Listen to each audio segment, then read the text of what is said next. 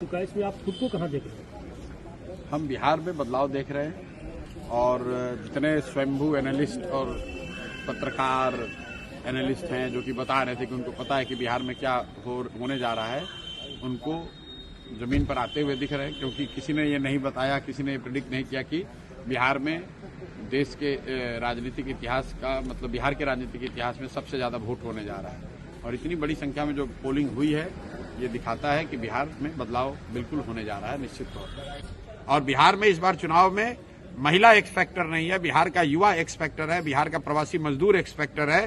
क्योंकि वो अपने घर की महिला को बता रहा है कि वोट इस बार किसको देना है। 10,000 रुपए के लालच में अगले 5 साल का भविष्य नहीं बेचना है। तो नीतीश कुमार का ये दाव उल्टा पड़ने वाला है, क्योंकि लोग पैसा तो लिए हैं लेकिन उनके कहने पर वोट नहीं देंगे। ये फर्क आप समझिए। पहले के चुनाव में ये लोग छठ मनाकर चले जाते थे, फिर महिला अपने हिसाब से वोट करती थी। इस बार ये मजदूर, ये युवा साथी घर में बैठे हुए हैं और वो न सिर्फ अपना वोट कर रहे हैं बल्कि अपने परिवार की महिलाओं से भी वैसे ही वोट करा रहे हैं, अपने घर वालों से वैसे वोट करा रहे हैं जो उनको उचित लगता है।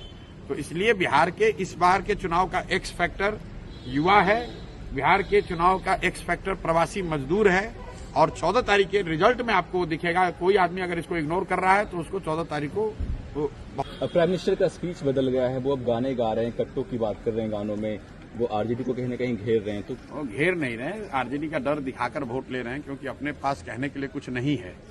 तो पीछे कई दशकों से जो एनडीए है, भाजपा है, नीतीश भाजपा है, ये लोग का सबसे बेहतर वोट लेने का तरीका रहा है कि लालू जी का डर दिखाओ, जंगल राज का डर दिखाओ और वोट ले लो, ताकि लोग ये कहें कि भाई काम हुआ ना हुआ हो, कम से कम जंगल राज तो वापस नहीं आना चाहिए।